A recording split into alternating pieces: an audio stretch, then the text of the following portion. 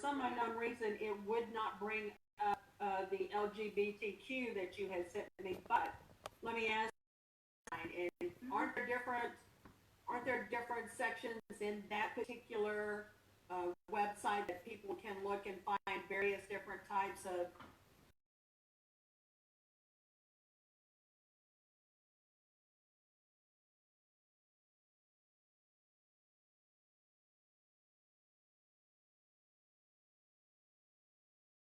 And I apologize because I forgot to put the veterans line. The reason I went ahead and separated them is just because if you're in that situation, you probably don't want to take the time to research it. And the suicide hotline actually has a line now that you text to. So you can just say help. And what is that number? What's that text number? Is it 444? Do you know what that number is? Is it 444? I will need to look it up real quick. It used to be. Okay. I don't know if it still is because they've changed some of them. But you know, Sonny, you brought up a really good point. You can have a substance abuse issue and not have a traditional mental health issue such as depression or bipolar. But having a substance abuse issue is very prominent with mental health issues because people don't like the way the medicines make them feel, so they try to self-medicate.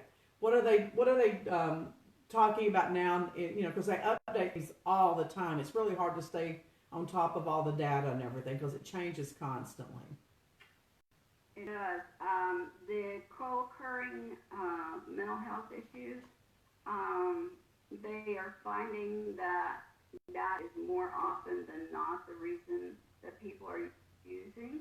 And also, there is a test. It is called the ACEs, and there have been all these studies done, and they found out that children who have gone through all of this trauma as a child, or I'm sorry, people who are using and have gone through trauma as a child, it's what caused them to use as an adult. They were never given the opportunity or the assistance to get through the trauma as a child, and so this is their way of handling it. Yeah, one of the things that I think a lot of parents are kind of leaning toward is that instead of their child getting a diagnosis with depression or anxiety or bipolar, they're leaning more to saying, hey, this is PTSD because there was this trauma and that. And that was something that people never really thought of as being an issue, especially in children. But when I was with the National Alliance of Mental Illness, one of the things that we were getting more aware of is a lot of parents were having PTSD based upon their experiences with their children. So I think that kind of blew the lid off of a lot of ideas that they've been working with for years and years. I agree because when I had two of my children were teenagers and were going through active addiction, I would lay awake at night just waiting for somebody to knock on the door and say, hey, we found your kid, he's dead. And it still hasn't gone away. I probably will never get through it. I am in counseling now because I decided at this time for me to start working on myself. I can't heal my son from his addictions, but I can be his advocate, and I can make sure that he's getting the right treatment. Talk about that a little bit, Sonny, the advocacy part of the families and what that means and what it entails and what we can do as families. Well, as families, one of the most important things you can do is to take care of yourself first. And it's not easy for, as a mom or as a dad to do that because you want to reach out and fight the demon that is killing your kid, but you can't. And I know they say, oh, they have to hit bottom. That's not going to be the same for every person. They don't have to hit bottom. And usually when they do, they're gone. So as a family, taking care of yourself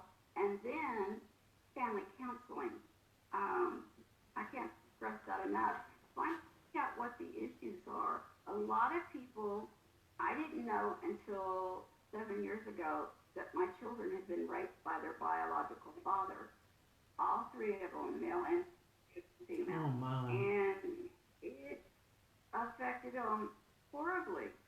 And that was the trauma. And I mean, now if I could find him, I would kill him probably. So, I mean, it's you've got to work through whatever the trauma is or was, and to help them. And if you can talk to them about going to treatment, it has to be their decision.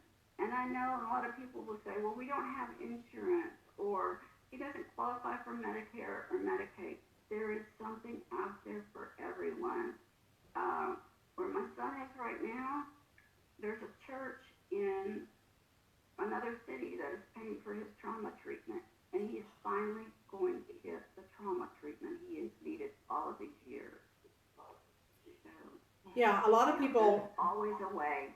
they don't understand that half the battle I think parents have, especially with younger children, is just finding the help. At one, both my children had issues. I think most people are aware of that because I've just kind of worn it on my forehead for years. And at one time, we sat down and figured out that we had over $1 million in medical debt between the two of them. But we were able to find people to work with us. I was able to negotiate. I was able to bully my way through the system, because I can really be convincing at times, and we worked through it. But I was dedicated to finding something, and pharmaceuticals didn't work for my kids. They just didn't, so we had to go the holistic way. So what is your experience? You're becoming a licensed therapist, but what is your experience with the broader view of encompassing traditional therapies with more holistic? What's your ideas on that? I have not had personal experience with the medical treatment for addiction. My stepdaughter has, she was one of the ones that got addicted through pain management, on the opioids. And she was able to use Suboxone, I believe it's called, for her withdrawing. And it actually took her about 2 years to get completely off. And she still has pain. She has a disease, or it's called ankylosing spondylitis, and it's a back thing. And it's actually hereditary because Chuck has it too. And then the other two kids are, just doing, Liz did 12-step, and Matt is doing 12-step, but he also has other issues he's going to have to work through, like I said, with the trauma. I think holistically, it would be the best thing ever if it worked for them. Because anytime we can keep from putting something into our body that's not necessarily, to me it's kind of like swapping one addiction for another. Right. But then on the other hand, I tell people, if you're a smoker, don't stop smoking at the same time you're trying to withdraw from alcohol or substance use. Take one addiction at a time. Well, I think you and I could probably talk about this subject matter for weeks, just from personal experience alone. And definitely. But I do have to tell everybody that you and I have run across each other like fibers in a rug. What has it been now? Maybe 25, 30 years, the first time we ran across each other through the BBS. And then I have to also... your husband. Oh, yeah. He was a mess. Your husband, I met him first, and then didn't realize that you were married to him, and then we met again through NAMI. Yeah. Yeah. We used to base at the Spiritual Fitness Center for NAMI. And so it just, here we are. And then I don't think you know this. Well, I don't think you know this, but you put Chuck and I together and made me go public with my spiritual gifts. And the very first Addison Health Expo I worked was because of you. I was, yeah, it was just like you popped up out of nowhere and said, you need to do this with Chuck. I'm going to talk to my husband. And the next thing I knew, I was sitting at a table. So it was like, oh my gosh. That's funny. So you were doing handwriting analysis, right? Yeah, I still do that. So that was awesome. But all right, so we're in a situation where a lot of people are going to be under a lot of stress, and even people that don't have mental health issues in a normal situation, they can get anxious, they can get depressed, they can get stressed. Give us some tips on what you think will be good for them during this time. First of all, yeah, we're just all kind of stuck hanging at home with those that we love, our nearest and dearest, or you may be alone, and it's like, okay, oh my God, I got to get up tomorrow and they're still going to be here. But first you need to start a routine, and mine is when I get up, I make my bed. And what that is it shows me that I have accomplished something for the day. If I don't do anything else for that day, I've accomplished one thing. So start a routine and keep a routine.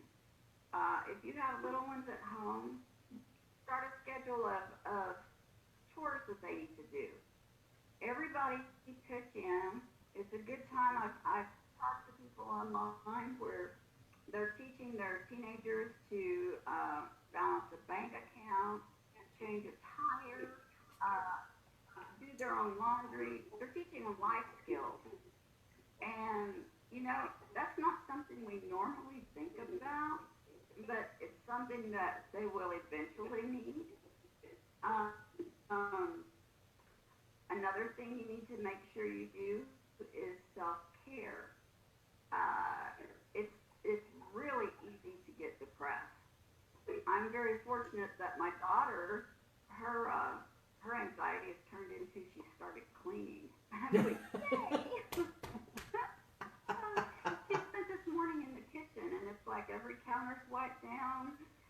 She swept, she mopped. I mean, it sparkles in there. But as far as self-care, take a bath, meditate, do yoga. I don't recommend starting yoga if you don't already do it, because my old butt now will probably break something. But take time to relax. I mean, where are you going to go? You go in the backyard and watch the birds, have a glass of wine, talk to your neighbor over the fence, you know. Another thing, you can take a walk. You can social distance by taking a walk.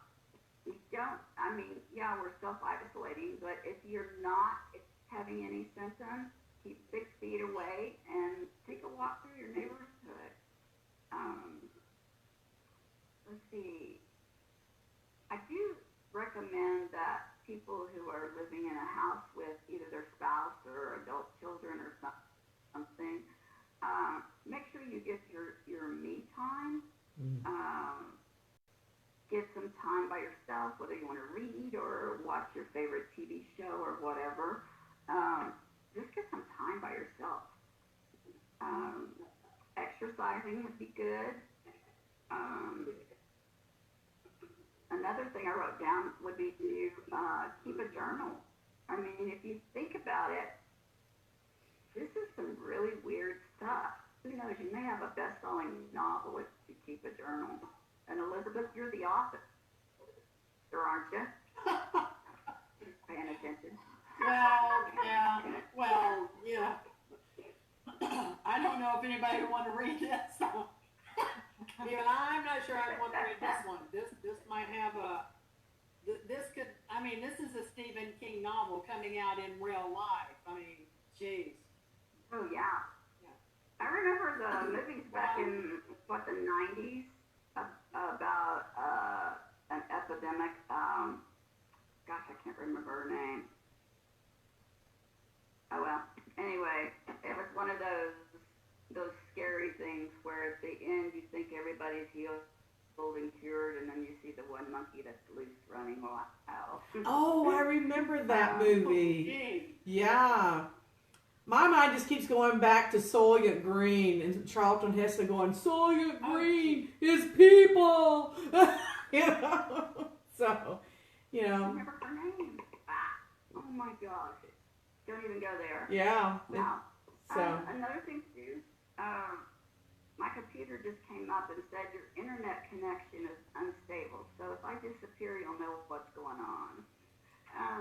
Let's see. Organizing. Uh-oh. She locked It up. froze. It froze. It really is unstable. Well, it goes with this group. What can I say? We were having problems with Facebook today too, so I don't think it's on both pages. So who knows how it's working? Are you back? You locked up. She's back. It's not frozen now. Yeah, you froze up. It's kind of. It's going in and out.